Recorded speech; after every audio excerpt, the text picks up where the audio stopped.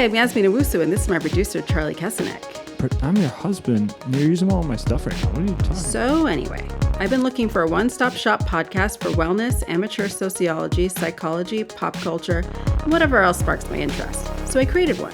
We are limited to no lanes. We hit the gas and get into it. This is Peaked. Press play.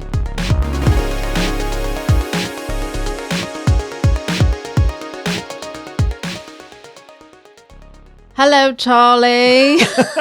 Oh, you're British now. Yeah, I don't know. Oh, it's different. Yeah. All of a sudden. I don't know why. Hi, Yasmin. It's a weird time of day. Oh, yes. All right, mate. My mate's missus. My mate's missus. Oh, my God. We were watching this show yesterday. It's one of my Bravo shows that I've dragged Charlie into called Summer House. I'm all in. And there's an Australian guy on it. And he was getting mad because someone accused him of hitting on his friend's girlfriend. His friend's wife. His friend's wife or whatever. And he's like, you're just saying that I'm, flirting with my mate's missus. And every American cast member dies laughing, just being that's really how you talk, my mate's missus. It's so funny because he was so serious in that moment. Oh, he was my mate's missus. Actually heated. I mean, and that's going to bring up our subject, which is going to be confrontation. And his confrontation style, I would say, was hilarious. Hilarious. No, but before we get into that, Charlie, how are you feeling postpartum? I'm good. Yeah. Mm-hmm. I'm all stitched up. You're in the diapers. No, he didn't actually birth a child, but you birthed an album. I birthed an album. It's called The Gravity of Hope. Mm-hmm. Symmetry is my artist name. Simetree. I'm gonna spell it as fast as I can. Mm-hmm. Yeah, and I'm stoked, thrilled. 1 week it's been out. Yes. Yeah. Overwhelmingly great response. It's great a response. Beautiful album. Thank you very much. World-class, generation-class album. It's amazing. Says my wife. I mean, and kind of everyone who's heard it. People have been very complimentary. I mean, go look for yourself. Yeah. Everywhere you listen to music. Symmetry, The Gravity of Hope. Go listen for yourself. You don't have to take my word for it. I'm trying to lean into the music itself is the reward. I'm very happy with the music. It's great. I'm also very happy with the music.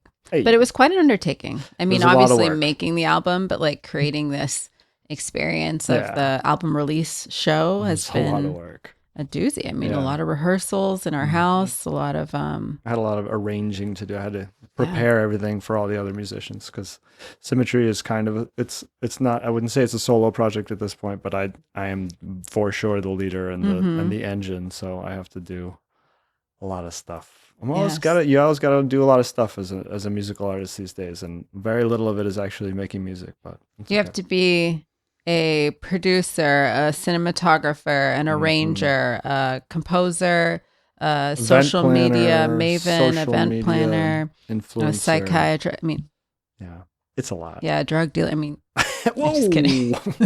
Anyway, you gotta be the plug. No. How are you feeling post my partum? I think I recovered more quickly from your giving birth, much like most dads who don't actually birth. Yasmin's the album dad. Yeah. Although I do feel like I was carrying some sympathy stress for you, and I've released a lot of that. We both ended up kind of a little bit sickly the day after the album release. Yeah, I'm still kind of shaking it. I think that maybe a person at your release might have spat in my mouth or something, giving me walking COVID or something like that. What kind of party was this? I didn't know about that. What happens when you're on stage? Damn, that's fucked up. Yeah. Anyway, I'm kidding, but anyway. I feel there may have been a close talking involved. Yeah, gotcha. Yeah, I wasn't actually being specific about that happening. I was just saying maybe I got sick from someone at your show because lately I'm very hibernating. I have not been seeing people much, so it seems a little sus that now suddenly I'm ill. Right? Yeah, agreed. One of your little carrier pigeon artists has given me something. Hey. No, I feel pretty good. Good. I'm really proud of your album, proud of how we handled everything around it, and totally. excited to just have regular programming for a while. That's gonna be nice. Excited to have some earlier nights. We had some late nights, and still early mornings because we have the little black dog to keep us waking up and walking early. So He's going to get us out. That's for sure. well, before we launch into our confrontation style, before I confront you on your confrontation style, mine is aggressive, scared. apparently. Mine is scared, terrified. Tell me what's been on your mind. What's been on your nerves? I don't even What's want to. keeping you up at night? I don't even want to talk about what I want to talk about. Sorry. That's crazy. I know. On a podcast. I'm so sick of it. It's a company. I've got a corporation on my mind. Oh shit. And I want to pin them to the wall. It's this company called Suno or Suno or whatever. You don't even know who it is. I don't know how to pronounce it because all these SUNO. Yeah, SUNO. Stupid tech companies making mindless crap that we don't want. This company, if you're not aware, makes AI music. And you can imagine that as a musical artist, that's just like automatically going to be a problem. But this company like is just like really, really annoying. They're kind of the biggest AI music company, and they're like targeted adding. Like I'm getting targeted ads for Suno, which like obviously they have a fucking They don't know issue. their target. I don't know what they're doing because I am not their target. But their ads are just so annoying. Like it's bad enough that you even exist, but whatever. I get it. These things happen and they pop up. But they're advertising it in a way like they did like one of those memes that was like, oh, they're all thinking. And it was like the guy's like, they don't realize meme, you know, this meme, very popular meme. Like who's going to tell them kind of thing. They don't realize that I created the music they're dancing to on Suno. And I'm like, no one should be proud of typing prompts into a stupid prompt system and then having a mindless algorithm generate like crap sounds out of it. Like it's so stupid and it's so pathetic and lame and just like, it's just loser shit. And like, I can't deal with it. It makes me so mad. And then even worse than that, like one of their higher ups was quoted talking about how like, I don't even listen to real music anymore. I just like to listen to the music that I want to listen to based on Suno, just like creating music for me, just for me. And I'm just like, oh my God, like what world are we living in? It's just like, it's just loser shit. It's just so It sounds stupid. like people who don't enjoy music are charged with creating AI music. Yes, exactly. I mean, a huge issue with that obviously is that like AI can only mine from things that already exist. So a huge thing that I love about music, even though obviously we're still mining from the wealth of all the music that's been there, you can't make music as though the Beatles never happened or like, you know, as though like rock and roll never happened or whatever. But every artist hopefully adds something, even accidentally, to it of themselves, right? Whether it's because where they're from or the funny quality of their voice or the fact that they have this guitar that sounds, it could even not be on purpose. It could just have like a weird fucking for better or pickup worse. or something. I'm using words I don't even know. But for better or worse, they're going to add something to it, something new. And what you guarantee with AI music is that it only comes from what is already there. So why would you want to do that? Why would you want to do that? I don't know. You just have to be pathetic. They're really giving us a hard sell on AI. I think at some point people are just going to have to admit to themselves that it's flopping. Well, that's what that was the other thing I was going to say. This company's like valued at like more money than the entire music industry is valued at. It's like, so, and that's just obviously bullshit because nobody wants the comments on this ad were just like all negative. Nobody likes, it's like nobody wants you. Yeah. And then it's just being shoved down our throats as though it's this huge, amazing, revolutionary technology that is somehow going to change the world for the better. Nobody wants it. And the fact that nobody wants it, no one's asking for it, and it's valued so inflatedly, it just kind of tells you that there may be some other nefarious things. Nefarious reasons that we so badly need to have it be around. And now you're just trying to sell it to us in some way. It's just WeWork all over again. It's just a bunch of people who invested in something that they didn't know what it was. And it's like, now they're trying to salvage it. It's not salvageable. Right. It's bullshit. It's just bullshit. Yeah, they're doing some weird numbers again. But maybe also there's some utility to it in terms of propaganda. Anyway. Ooh, true. Good point. Ooh, well, what's this episode about?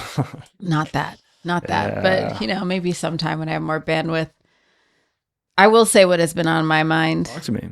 But also that. Yeah. Also that, because it Ugh. just seems like, okay, so you have the wealth of possibilities, the sky's the limit, or the catalog is the limit of what we already have, but just mixed together in whatever way. Anyway, Gross. What has been on my mind of late is, I think I've probably talked about this to some extent, but I'm just constantly reminded of how a lot of people have been saying you can't say anything these days. You can't say anything. Everything gets you canceled. I don't believe that. I think that people just really cannot freaking hold nuance. And I know that I've whined about this before. I feel like it's been on my mind, on my nerves again. Like, do it again. I think Go. it's always a new thing that is making it strike me. And I think this week it was that, I follow this person online, this like Persian woman named Sonia. And I think Sonia Said is her like handle or whatever. And she posts a lot of like, having a good relationship with food after not having had one. She was like kind of a binge cycle, like, binge and then starve kind of person. And to the point where it made her ill in certain ways. Wow. And as someone who's like had some of that back and forth myself, being a woman that's alive, I also just enjoyed like her fashion content. She posts cute like baking videos and stuff, whatever. But I saw in a comment section, people sort of being like, oh yeah, like all these, certain influencers who say they eat, but they don't. I mean, and she was an example of one, right? Which fair. I mean, it's a very small person eating a very small amount. And, even her tagline is like how I eat to stay small. I mean, some of it's not the best, I would say, in terms of messaging. But it did make me think the timbre of that conversation was very much like, this person doesn't deserve to exist. Like, as an entity online, right? I'm not saying like kill her, but like she doesn't deserve to have, to be talking online or speaking. And I think part of the reason people want to shut down people's ability to have any platform at all is their own lack of ability to hold nuance and to go back and forth on something.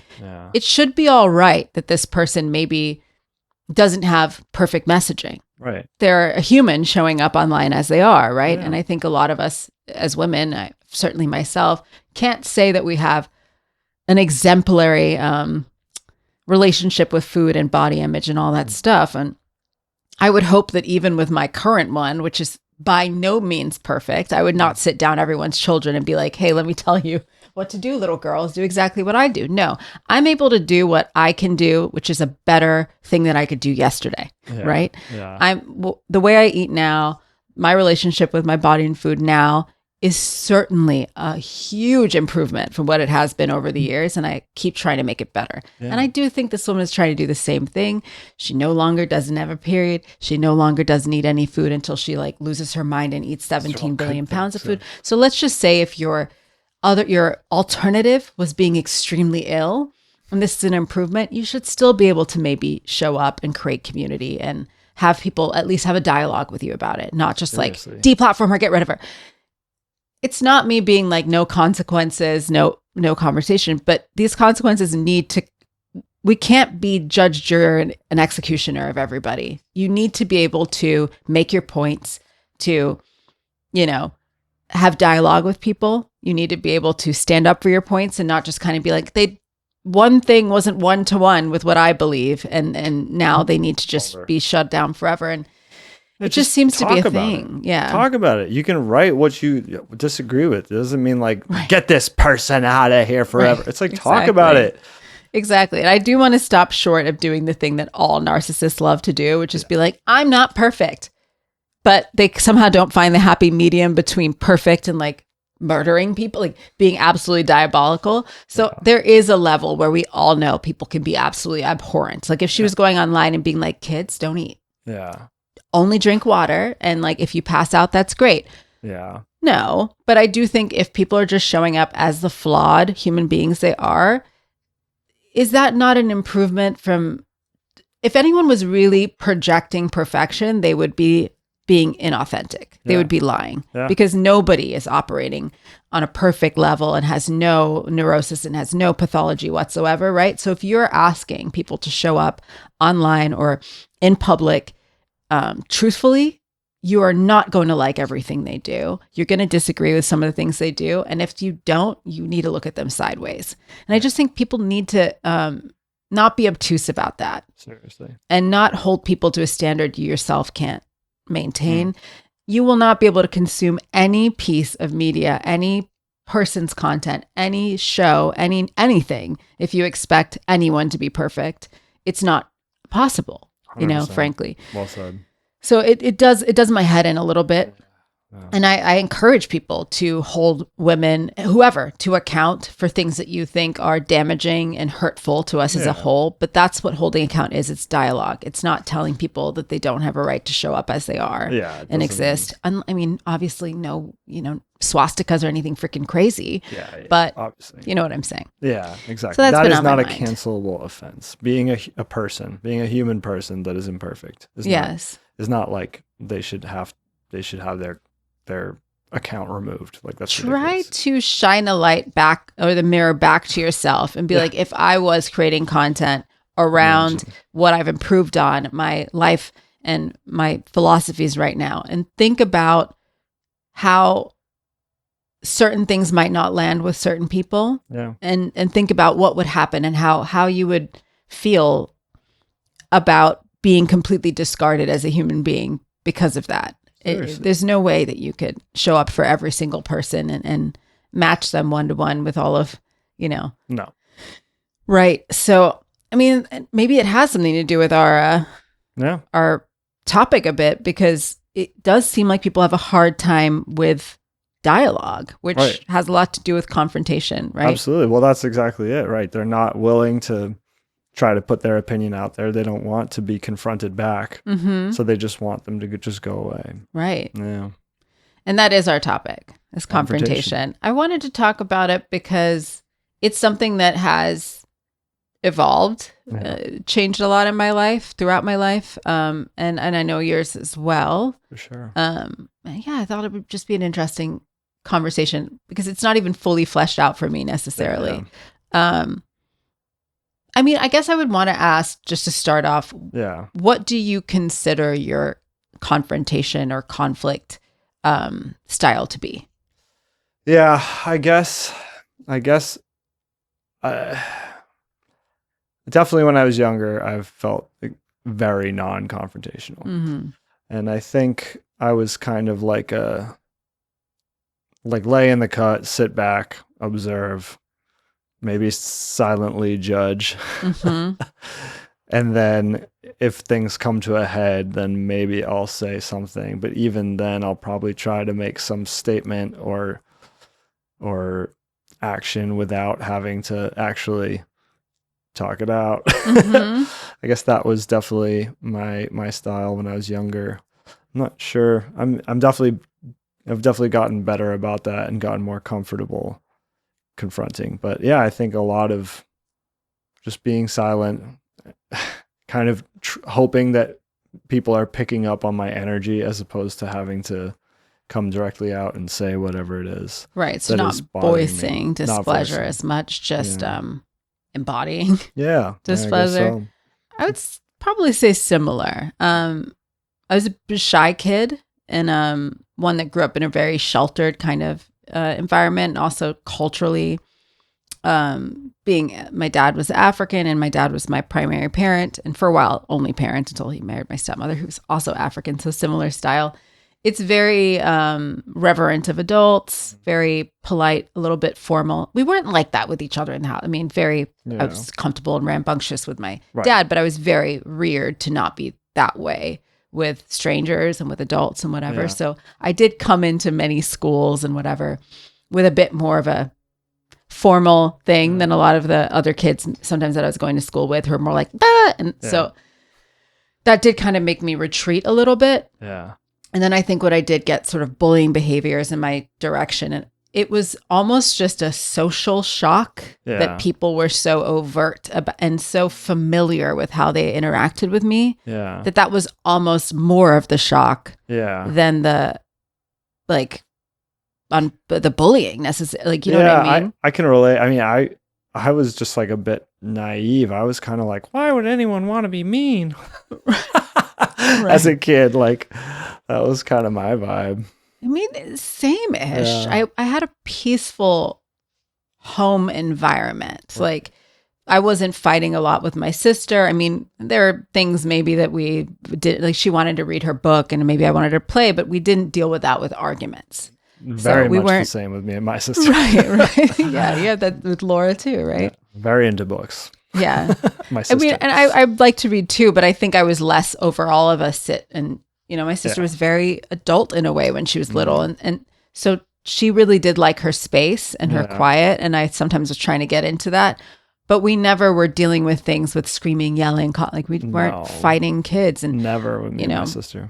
And my dad was a single parent for some of it. So he's not fighting with someone necessarily and was very like loving and kind to us. Right. Yeah. So we're not growing up with a lot of conflict and meanness and whatever. And I know that some people have these older siblings that even at a really young age that there's one who's bullying the younger. We didn't have any of that. Right. So when someone's coming at me crazy, when I've just been in this like peaceful little 3-person household, it was like, but then also just the audacity of the familiarity, I think was like, it kind of stopped me in my tracks. I think sometimes you don't respond or react because you're just stunned and it's something you're not expecting. And so I think I was very just shut down. Yeah. And then because it's such a formative age, it kind of, you stay there. Like how you react kind of stays how you react for a while. So, and I was shy, right? Yeah. So I think I just wasn't super confrontational there. And I think now that I'm thinking about it though, if there were things that I thought with my sister or like with cousins or something that would cause conflict, I tended to defer. I did tend to defer. Like if it's we're going to a vacation or whatever and who's going to get their own room, I would never really throw my hat in for that. I would be like, if it's going to be a fight, I would defer a lot. For me too. Absolutely. Yeah. Yeah. I mean, I'm thinking back to like high school, just my friends who would, they're crazy people, them. Like I love them to death, but they're all loud and intense people, a lot of them. And it's like if someone was freaking out or had something that they really didn't want to do, it was like, all right, fine. Like if it'll get you to stop screaming, then just do whatever you want to do. I mean, there's other people that would have outbursts in my life sometimes. So, so yeah, I don't know. I guess we were both maybe a little averse. Definitely conflict averse. Definitely. Very much so. I wouldn't say at that stage in my life I dealt with it with passive aggression though, which I think comes up more now. I think a lot of people who are conflict averse will go to passive aggression. But when I was a kid, it was just nothing. Yeah. I would just be like, fix it. Give them what they want. Yeah. Just give them what they want. Get them off my back kind of thing. That was my way to go. Yeah. I think because I was just severely uncomfortable and just didn't want to be in a situation that was heated or any kind of conflict. Yeah, I would definitely try to do that as well. Yeah. I think I maybe had a little bit more of an idea of how I wanted things to go. But I definitely would try to express that as indirectly as possible. Up to a certain through body language. Yeah, body language or suggestions and hints and I don't know if I want to do that and that, as opposed to just like being like that doesn't work for me. Like there was not a lot of that of directly like I was a bit indecisive, I think, I was like, oh, maybe there's a good reason that we're doing it that way, type of thing. And I mean, I don't know. I'm a very strong-minded person when it comes to certain things. I think, playing in a band, I was confrontational with my bandmate Tyler, Right. Like we had many arguments about how whatever our songs were going to go and all that. That would definitely, I got plenty of practice in conflict there. So you can stick to your guns if it feels really important. Yeah, and like. I think it's kind of interesting. Like I almost like outsourced all my confrontational behavior to being in bands, and that has been a common thing, I think, for the most part.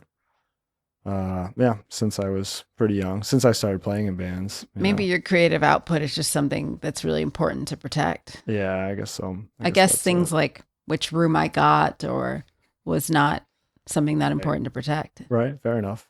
maybe that was part of it, right? Yeah. Did you change? Leading question. I mean, you know me. You live with me. Does it seem as though I just shut down? I think when we just met. don't know what to say. When we met, especially too, that was like. I was in a high confrontation moment. Yeah. So the evolution of that, right? So as a kid, very much that. But I would say already when I'm starting to get into like middle school and stuff, coming into my own, understanding a little bit more of the Lord of the Flies nature of kids. Yeah. I still was not having fights, and I still was a fairly, I want to get along kind of person. I'm still like that. I still think of myself as being like that. I'd like to get along as much as I can. Yeah. Definitely. Yeah. But as things were coming up, whether if there was teachers that I thought were just flexing for no reason, and, you know, being a kid doesn't suit everyone, right? I think a lot of people are like, I wish I could be a kid again. I would never want to be a kid again. I didn't enjoy the lack of agency. Yeah. And I was extremely aware of the lack of agency in ways that I'm not sure every kid is. Right. I wouldn't say that people are as childhood averse. And I did not have necessarily a difficult young childhood. Actually, my family troubles started when I was like 12, when my dad passed, right? Yeah. Before that, pretty idyllic, pretty peaceful, right? But I did not like that someone decided when I went to bed for no reason, you know, in my mind for no reason. And I didn't like that I couldn't decide what I was eating when I did whatever. Like, and I'm 43 years old and I still often find myself being like, I just thank God that if I can't sleep at night, I can just wake up and walk around my house. Yeah. And like, I thank God I'm not a kid and I don't have that lack of agency all the time, that I'm not, you know, forced to go to school and, you know, all that stuff. Like it did not suit me. Right. Yeah. So an independent spirit, I guess, right? Like I wanted agency for sure. Freedom. I crave freedom. But so as I was getting older and as, you know, there's more and more of these elements of authority, I did find myself like, you needed to protect something that was important to you.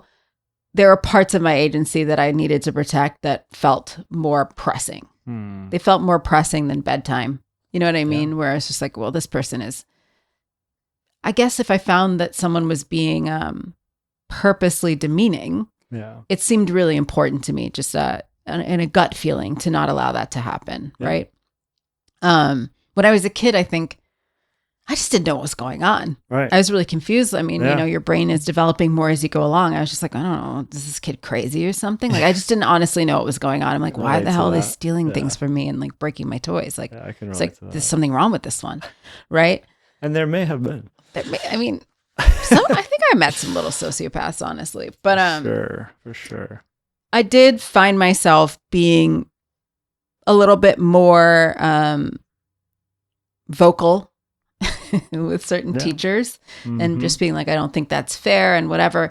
But I still remember being very uncomfortable around it. And to this day, I'm very willing to have a confrontation. But similarly to when I was young, I don't like it. And I feel angry with being put in that position. I don't like things to come to a point where I have to be confrontational with a person. I want people to be reasonable and fair. Yeah. And if I feel that they're not being reasonable and fair and they push me to a point where I have to dig my heels in, I'm not happy to be there. And I think that tends to inflate my reaction.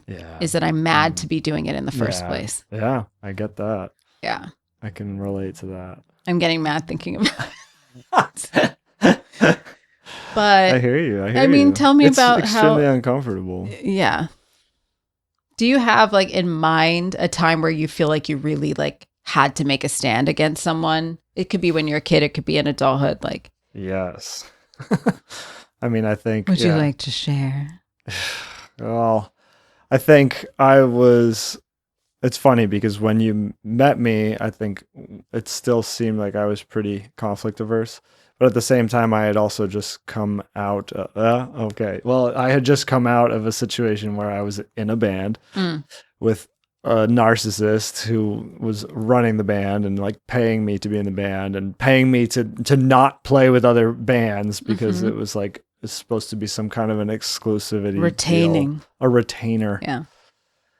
it was just like a miserable situation that I was trying to make the most of, and it was like, I'm I'm making money playing music. It was just like this idea, like, it was that idea that kept me around. Oh, I'm making money. Right. I'm young. Who I'm gets making to money. be So 20 yeah, and be paid to to not be, have to have a second job? So I understand.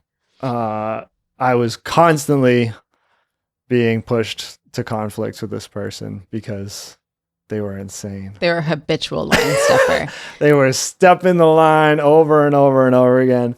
And they were crossing lines with me. They were not, were not acting reasonably or respectfully, constantly, just like a very emotional person making decisions based on emotion and constantly changing their mind about how things were going to go or how they felt about what things that we'd talked about previously and all that. It was just being unreasonable. Being unreasonable. And so it was just like, it was a mess of a situation where I was being forced to have sit downs with this person over and over and over again. So I definitely cut my teeth being confrontational with that guy. And so, yeah, I mean, that definitely changed. I definitely learned something from that. Definitely learned how to do that. But God, talk about not doing something you don't want to do, especially because it just felt futile every time too, because we would have these talks and then the same lines would get stepped, and then we'd have these talks and the same lines would be. They weren't in good faith. No. And eventually, obviously, I left the band and that was a confrontation. And it was just like, that was an epic confrontation in a way. Epic confrontation. Yeah. It was hilarious, but it wasn't hilarious, but it was extreme. It was extreme. And so, yeah, I don't know. That definitely forced me. That definitely taught me how to be confrontational when I had to be. But yeah, I agree with you. Like, it's not something I ever enjoy or want or seek out in any way, shape, or form. Yeah. I mean, my experience of your confrontation style, because we got to know each other working in a job together. And there was this real, like, there's one at every restaurant job. We worked at a restaurant together, and there was, I mean, I'll name names. There was a Mike, because it's such a name that, like, there's always an awful person named Mike almost at every job I have. And they usually work back of house. It's rarely like a server. It's usually like a back of house line cook, whatever. There's a dickhead, well known, rude and frivolously rude. I understand sometimes with authority or whatever, you have to be strong-worded. This person was frivolously demeaning and rude to most people. And Charlie's response was non-compliance. That's how I see your conflict. Is you're not really that passive. You will not comply, but you won't necessarily have a conversation about it, which I found inspiring. To the point where this person actually at some point came up to me, is like, I can't get in with that guy. Like, he doesn't take anything seriously. And I was like, interesting. And like, I knew that you were irritated by the, constant like correcting and bullshit that he was like saying and doing. And he was just really frustrated by it. Like, he was like, I just can't, like, and it's almost like he almost told on himself by being like, I can't piss him off. Right. Like, he's trying to get a but you just wouldn't comply. And it's like, I think when you understand the parameters you're in, like, this person knows to some extent that he can't bring too much attention to what he's doing. Right. Because he'd get in trouble for it. Yeah. So in a way, if you don't let them intimidate you, you have him by the balls, right? Yeah. Because he certainly can't complain. Then he'd be like, well, what were you doing? Yeah. I think so that was literally right after. Yeah. I kind of met you like. Yeah, right after I left that band. And so I think it's like if you have like the worst boss you could ever have, it kind of makes all other bosses feel pretty innocuous. It's like, and now you have a zero tolerance policy. Yeah, exactly. Like, it's like, you're not like screaming at me like a lunatic. So it's like, all right. And I had no patience for that with the other guy either, but it's just like, I've I am well rehearsed in this. Like, you can try to be a dickhead to me. It's not going to work. me. Yeah, like, you're just not going to comply. Right. I'm, you know, Whereas whatever. my style with that person was screaming matches. Yeah.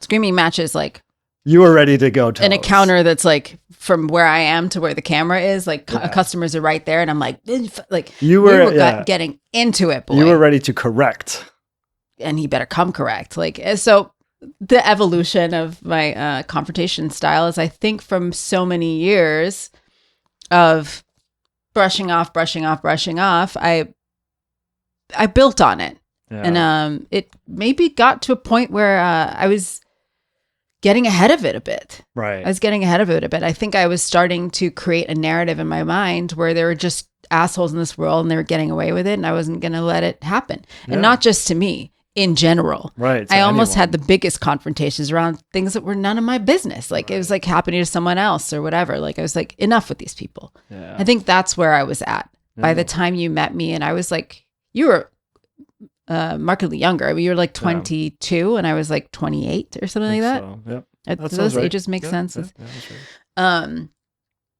So at that point, you know, I think I'd had enough.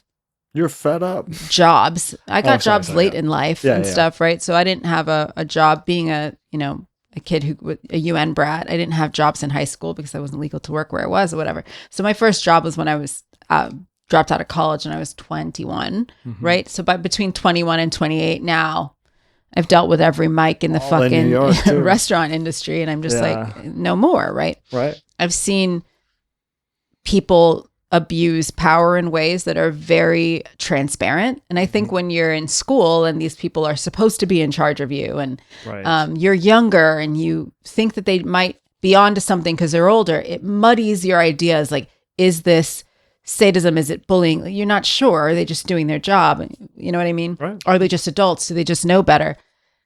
I knew that, the 24-year-old power trip, assistant manager was not onto something. It was just on a power trip and was just a bully, right? And so I think that it became really clear to me that I didn't just, I wasn't just confused. I wasn't just shy. I didn't have anything wrong. There are genuinely some nefarious characters out there, and they need to be checked. And what I found was that nice doesn't work with a lot of people. Yeah. And you can't ask nicely for someone like that to correct their behavior. No. Not gonna work. And I also learned that most of them fold like a cheap suit. Yeah. If you check people, it doesn't actually matter their stature. It doesn't matter, how tough they are, like how much money. That half the time, all they're riding on is that nobody calls them out.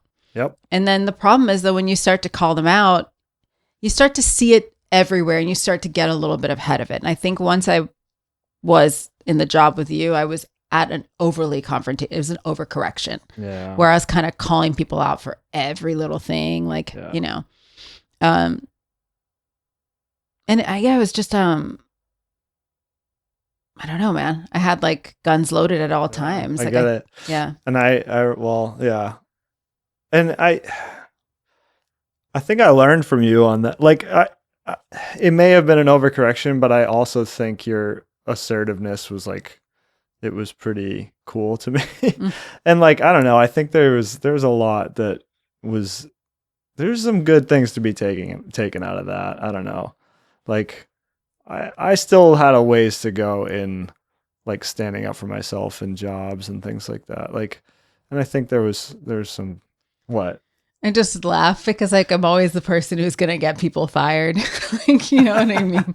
Like, you know how they make fun of like, don't take advice from like that person who's like out of a job. But listen, I didn't get fired a lot. I think, I guess it's almost a different subject, but there's definitely an assertiveness and an understanding of how people will take advantage of you that I think I had yet to learn. At that point, I think early on in our relationship, I was like, that was the worst guy, and almost everyone is going to be better than that. Yeah. And that's still true, but there are still a lot of shades of how people will take advantage of you that I had yet to learn. And I don't know.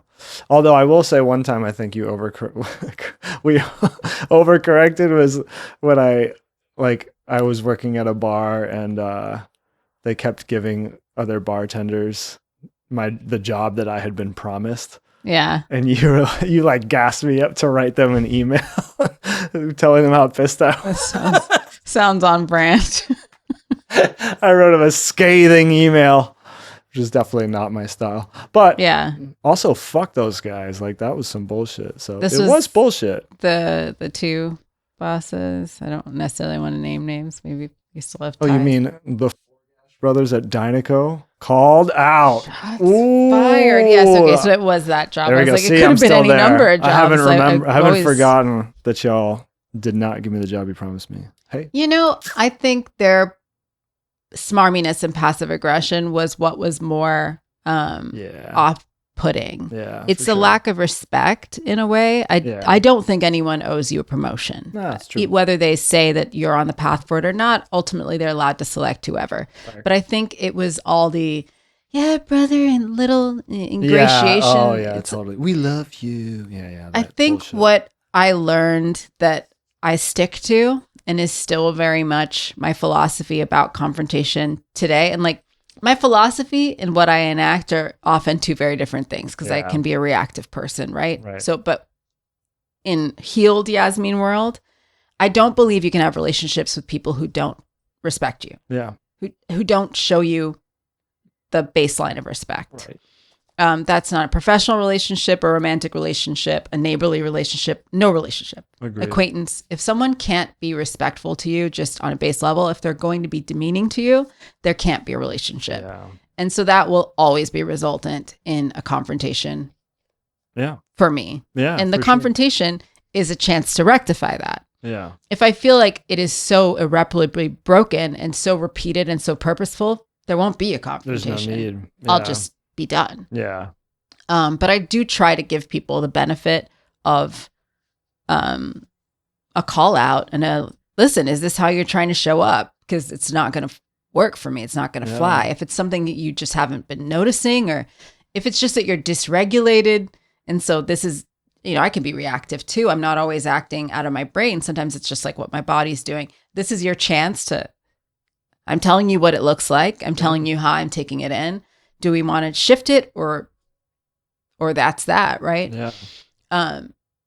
And I think in that case, I felt like there was a respect problem. And I don't think a relationship can ever end can ever end well if there's a respect deficit. Agreed. That's true. So I got you fired.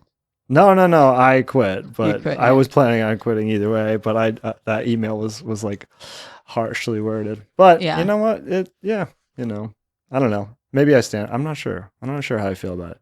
It just wasn't your style of confrontation. Maybe you would have had a confrontation, but not that way. Yeah, that's pretty much it. Yeah. Like maybe an email was in order, but I probably should have waited a couple of days and worded it the way, less heated, less scathing. Yeah.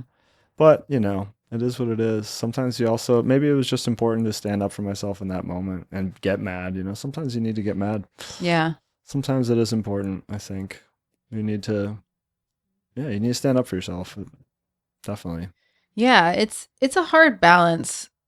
I do try to remind myself that I'm not, it's not my charge to scold people or to be the arbiter of how people operate on earth in general, right?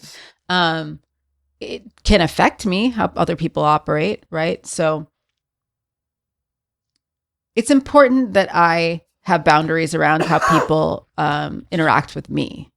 Yeah. And it's important to me that I don't allow people to be demeaning and disrespectful to people around me.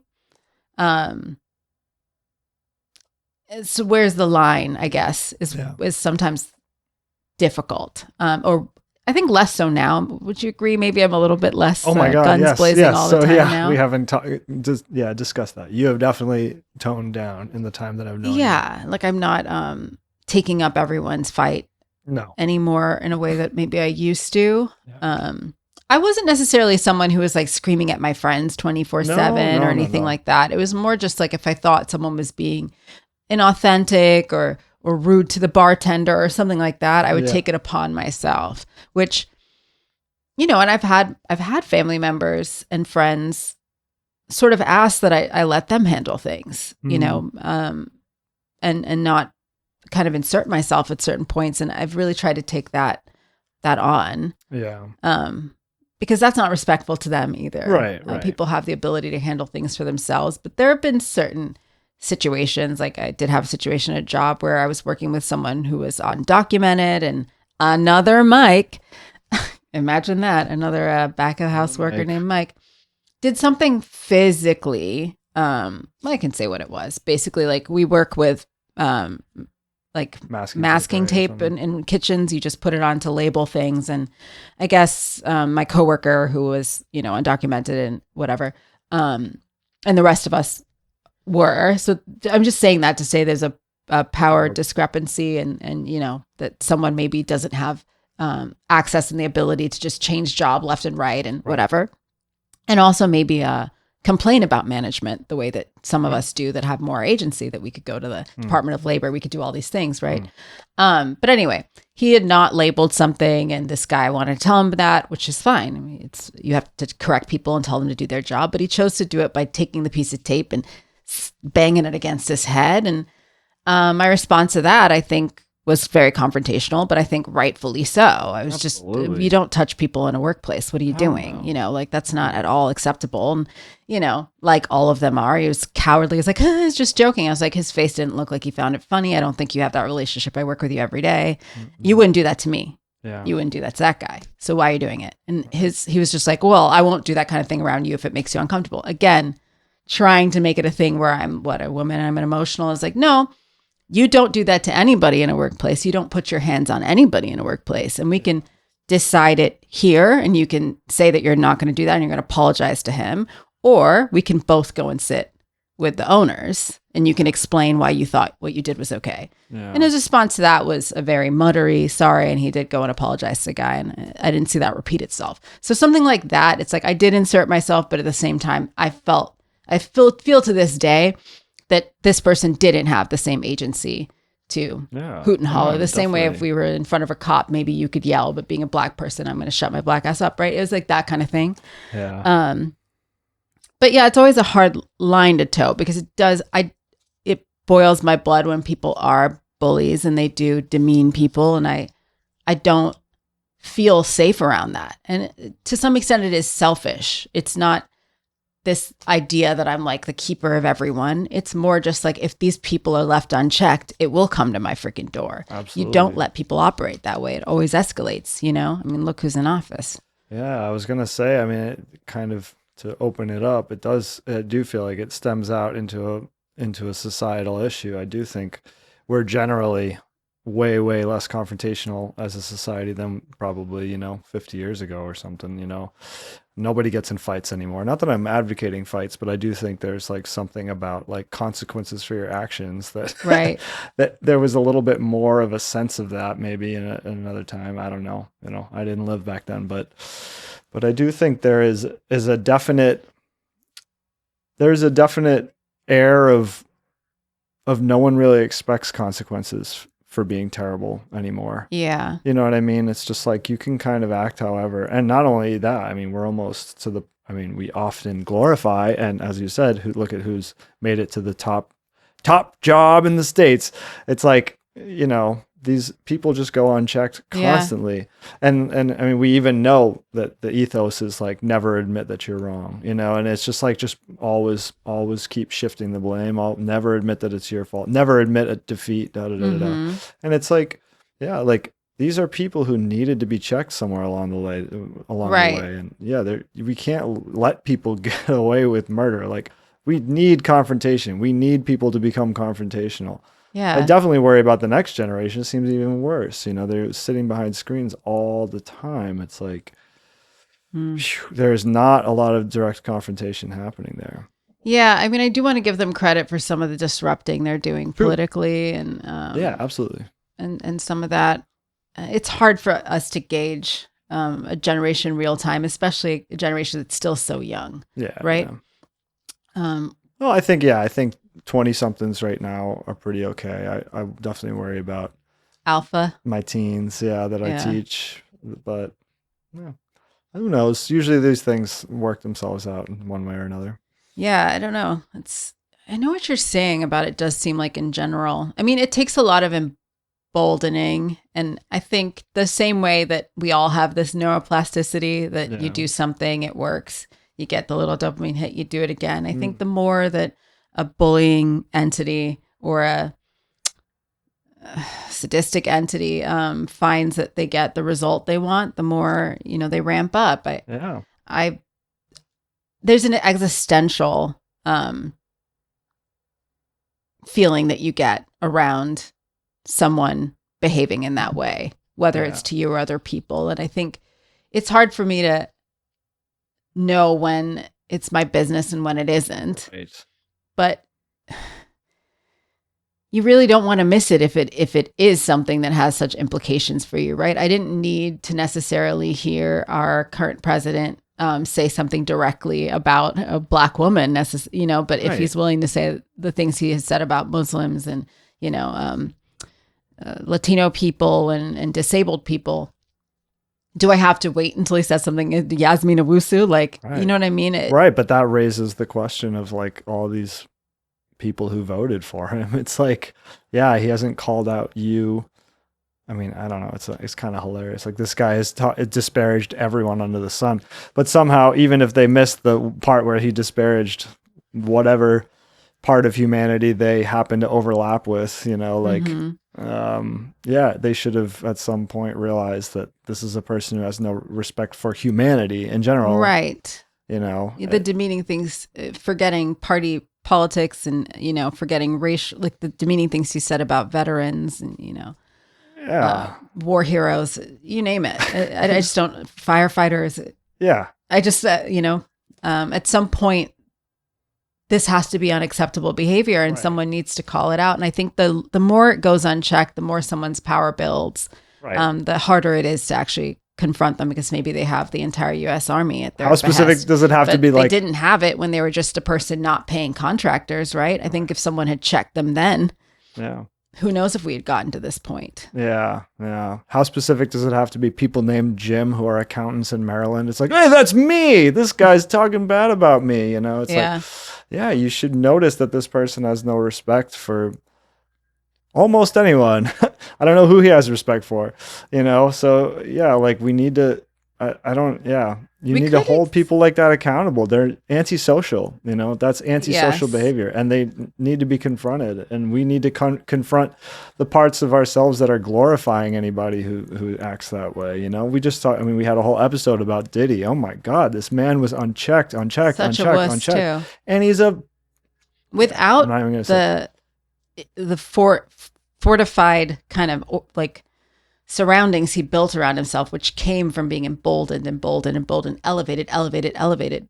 This is just a little wimpy kid. Yeah. A little wimpy rich kid. He got a little bit, just a little connection, little internship led to a job and led to a little bit of power in the music industry, which led to a lot of power in the music industry, which led to so much deferring kept elevating him. Exactly. And I think a lot of these people, once they are at this point, okay, a confrontation is a lot harder, potentially dangerous to your life, but letting them go unchecked and get to that point is really the issue. And someone needs to stop that before it gets really out of whack. It makes it dangerous for many people's lives. And it seems like many people may have lost their lives due to it. Yes. So I think a huge part of why I became more confrontational is because I am someone who defers so much to gut instinct and to my instincts, right? I'm not someone who, it sounds terrible, but I don't make decisions from my intellectual brain quite as much as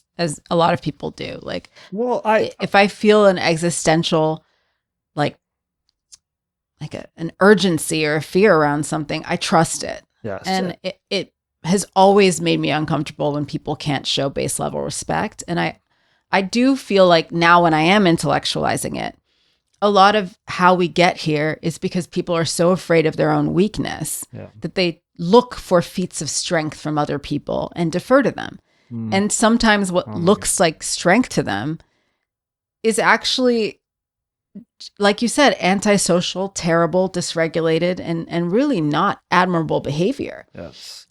If someone is not able to just be fair a good leader.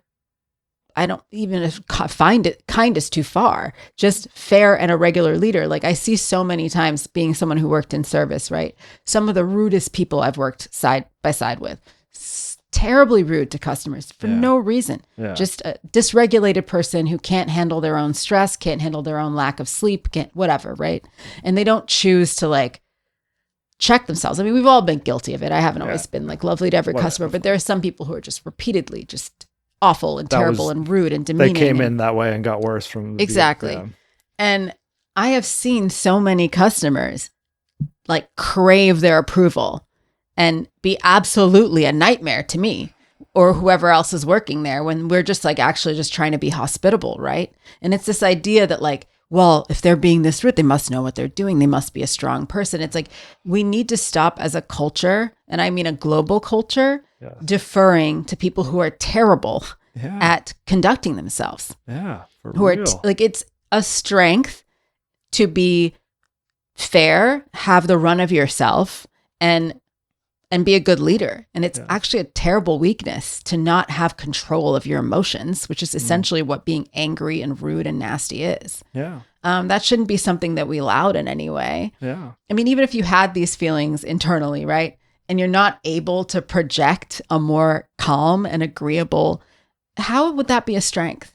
But I see so often people see that as a strength, and it's because of their own insecurity about their own cowardice and weakness. And 9 times out of 10 people who behave like that are the worst cowards ever. Yeah. It takes one time you calling them out and they fold. It's funny because it's almost like those people on our topic are the terrible people we're referring to are like performatively confrontational. You know what I mean? It's like they're acting out to get attention, you know? And so those of us who are non-confrontational see that and they're like, well, there's someone who can really get stuff done. It's like, but they're not. It's bullshit, and it's a fugazi, as they might say. It's not real. It's performative, and it's not actually confrontational. It's like when they come to real confrontations where the stakes are actually on the line for them, they will fold, like you said. Well, they don't know what to do, right? I mean, you've seen some of the most like powerful narcissistic people ever when they're like cornered and forced to make an argument. They just go to name calling and bullying. They can't hold their own. They can't control their emotions. They can't regulate themselves. And I mean, even take something on a clinical level. Like think of what narcissism actually is, right? When some of the worst behaved people that we ever see are narcissists, right? Like the aggression, the manipulation, the, maliciousness, all of that. Some of them are called malignant narcissists for a reason. What is that other than you had things happen in life? You had trauma, struggles, and the rest of us who have maybe had struggles and trauma did not have our entire central nervous system shut down and go to the dark. Right. And some of you did. So what is that other than not being strong? It's weakness. Yeah, you're exactly right.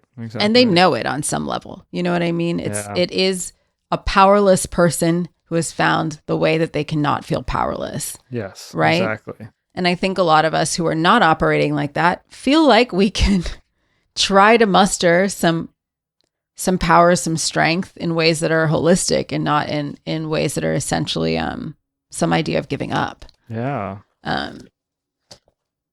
Absolutely. Yeah. I mean, that's almost a good wrapping point, but I wanted to just bring back to like just point out, you said something about like following your instincts when meeting people. Mm-hmm. I think that relates to what we're talking about really well. And I do think like when I was younger, I had it was an intellectual thought. It was like, treat everyone as equal until they prove you wrong by their actions. And it's like, it was an idea, but it's not rooted in reality. Mm-hmm. It was a naive idea that like, you should start just everyone with an A. Yeah, I should assume that everyone's good. And it's like it's naive. There's no other word for it. And I definitely feel like I learned that from you. Like it's because there were many times where I would, I don't know, be meeting people professionally or like somehow whatever, or even just socially. And I was like, yeah, I think they're pretty cool. And you would get a bad vibe immediately. Mm-hmm. And like without fail, you're pretty much always right about those people. It's like, it's a tough thing coming from a bit of a lens of hypervigilance, which right. And I can attest to. I mean, like, I talked about it being pretty harmonious until I was around 12, but then less, right? And I think some of my family dynamic after that point gave me a bit of a window into some of people's operating that is nefarious. Everyone doesn't have the capacity to want to be fair or wish you well or whatever it is. I mean, not everyone's operating from some people don't have it available necessarily to operate in a way that is okay, right. essentially. And it is something you need to be aware of. And it doesn't mean you can't have empathy for whoever that may be. Right, you can understand where someone's coming from, why they ended up how they did. And I hope I didn't sound too not empathetic towards narcissists. I'm not trying to blame people for their own trauma. But at the end of the day, what you are dealing with is a very antisocial operating system. And you would be you'd be in danger if you did not acknowledge that. Yes. If someone is operating from a place of malignancy and manipulation, and you walked into it being like, everyone's good, essentially, I don't know how safe that's going to be for you. I don't know how safe that's going to be for people you bring around that person. So there is a realistic sense that you need to get of people. But I sometimes have a hard time because I do come from a place of hypervigilance, right? So I have a hard time knowing if everything that I perceive is ultimately actually going to be a danger to me. I think sometimes you get a bad feeling about someone and there's something, it's like what I was talking about with nuance earlier, right? Yeah. Because there is a flaw, because there is maybe a poor tendency, it doesn't invalidate a person immediately. Like, I can be really reactive. What if people threw the entire person out because they saw that I could be reactive, or, whatever it is. So it's a hard line to toe, but I think what I've learned to do is I really only have confrontations with people if I think that something is at risk that is important to me. Right. And that could be mutual respect. That could be if it's us having a conversation with each other. I think that our dynamic is going to suffer if I don't bring something up. I don't just fight to fight, and I really do try to question if me having the confrontation has any capacity to ameliorate anything. Right. If it's just that I'm going to, blow off some steam. Yeah. That is how you've definitely evolved since we met. Yeah. There were definitely some times we were picking a fight for sure. But not for fun, but because you thought you had to. And now I think you've definitely. Well, I was dysregulated by something, and maybe we've balanced. Screaming in someone's face it wouldn't change anything in that instance, right? Yeah, so like if some random person went in and was rude to like a barista or something, and that pissed me off, is me intervening going to ameliorate anything here, or am I just going to escalate the situation, right? But if I work somewhere and someone's perpetually rude and I know that this is going to make a toxic work environment, I mean, my options are work in a toxic working environment or have the confrontation and potentially get fired. Honestly, don't want to work somewhere where this is happening, so I may as well risk getting fired, right? Yeah, it's sense. Kind of that whatever, live free or die. New Hampshire, shout out, New England. I think that's what it comes down to. I don't want to live in any situation the alternative to me is scarier than the confrontation. I don't want to have a confrontation. But if the alternative to having that confrontation is scarier to me than the confrontation, well, then we'll have it. That's what kids need to be taught right there. Yeah. That calculation, seriously, like that's what we're missing right now in our society. I really believe. Wow. Yeah. We could leave it there. I do feel like this situation that I feel like we're in this country is very much that. It's like I have a lot of people around me who we think similarly about certain things, and they're like, aren't you scared to say this? And I'm more scared to not. Yeah. You know? Yeah. I'm more scared to live in a place where I have to, bite my tongue about this kind of thing. I'm more scared of the implication of nobody saying anything and nobody feeling like they can not comply. Well, that's how the Democratic Party has slowly shifted, right? Because it has no ability. It's non-confrontational. And so it keeps getting dragged further and further in the direction of a more confrontational and also more or terrible. Just spike to the boards. Yeah, exactly. More terrible. But yeah. I'm just fading. I mean, it seems like we had a similar evolution.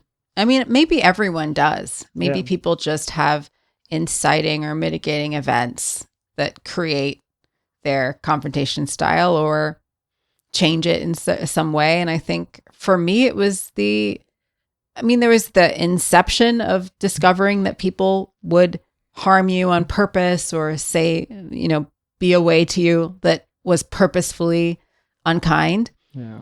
That wasn't enough.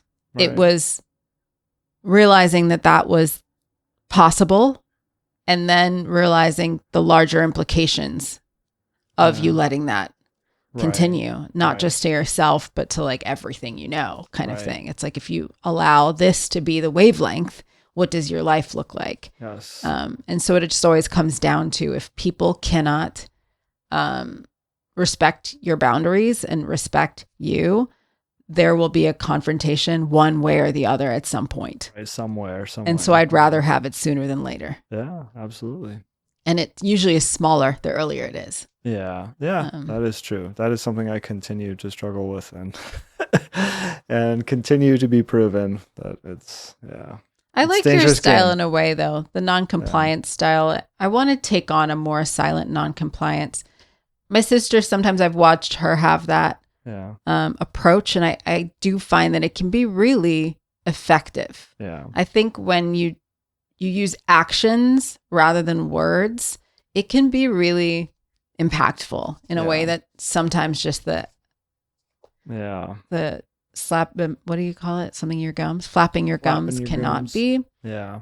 Because it just you show that you're just simply not going to comply rather than keep talking about how, it's not a negotiation. Right. I think deciding you're not doing something is not a negotiation, whereas speaking is kind of inherently a negotiation. Indeed. Yeah, exactly. Giving someone the chance to reply. Yeah. Right. Yeah, totally. We're giving you the chance to reply about this. All right. I think we can leave it there. Yeah. I think I have a lot to think about. And, seriously. Let's fight about it later. I can't wait.